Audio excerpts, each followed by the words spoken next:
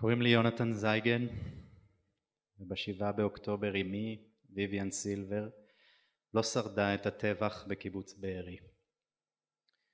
יותר מחודש היא הוגדרה חטופה, עד שארכיאולוגים הצליחו למצוא את שרידיה בממ"ד בו התחבאה.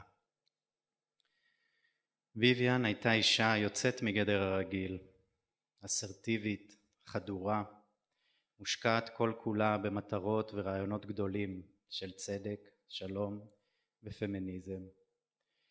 ובאותו הזמן היא הייתה רגישה, לעתים שברירית, ותמיד מונעת מתוך גישה של יחסים בין אישיים וחברות. היא גם הייתה אימא נהדרת, שתמיד גרמה לי להרגיש שאני הדבר החשוב ביותר בעולם, וסבתא אפילו עוד יותר טובה.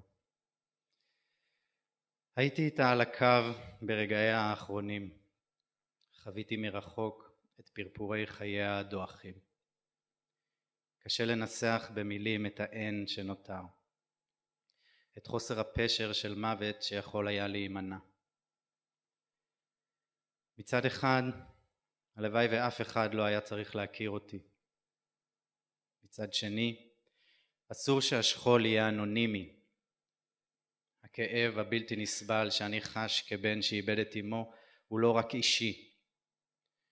חוסר האונים, הייאוש, התהום שנפערה בעקבות האובדן, הכעס, הבלבול, וגם הניסיון להאחז בתקווה, יצירת המשמעות והחיפוש אחר אופטימיות. כל אלה הם לא רק מסע פרטי. כל חברה חייבת להסתכל לשכול בעיניים, להכיר את שמם של ההולכים והשכולים, להפנים את המחיר שהם משלמים ושהחברה משלמת ככלל, וכן, גם להביט בשכול של האחר ולהכיר בכך שהכאב הוא אותו הכאב. באחת ההצהרות של נשים עושות שלום, אמא שלי דיברה לקהל על שלום ועל פיוס וביטחון לישראלים וחירות לפלסטינים. היא אמרה שהרעיונות האלה הכרחיים לא רק עבור הילדים שלה, אלא גם עבורה. כלומר, שהזמן הנכון למימוש רעיונות אלה הוא ההווה.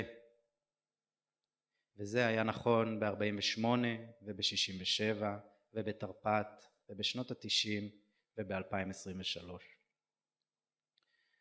בסופו של דבר היא קיפחה את חייה לא כפעילת שלום או כמנהיגה או כאימא.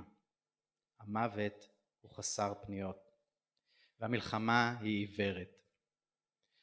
לכן כל כך מוזר לי שאנחנו כבני אדם ממשיכים להביא אותה עלינו, במקום ללכת שבי אחר השלום.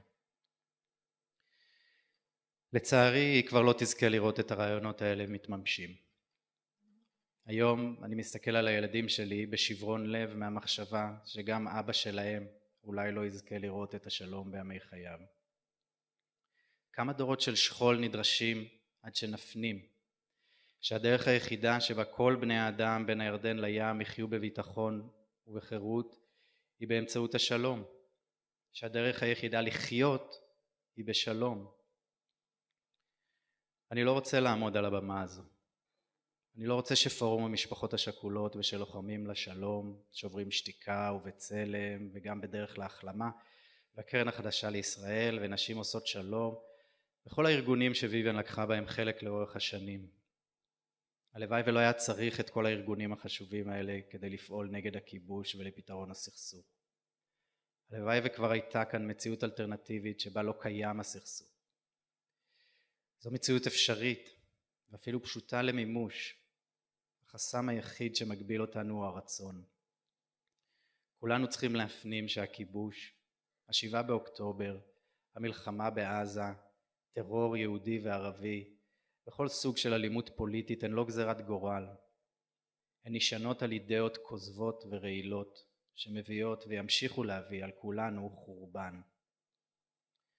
המאמץ שלנו הוא ליצור אידאות מיטיבות של דבקות בחיים, של חלוקת משאבים הוגנת ושוויונית, של הכרה באחר עד שהוא הופך מזר למוכר, עד שלא נהיה מוכנים יותר להרוג ולהיהרג. אמי הקדישה את חייה להבנות הפשוטות הללו. היא יצאה לרחובות, הקימה ארגונים, ישבה בוועדות ובוועדים מנהלים.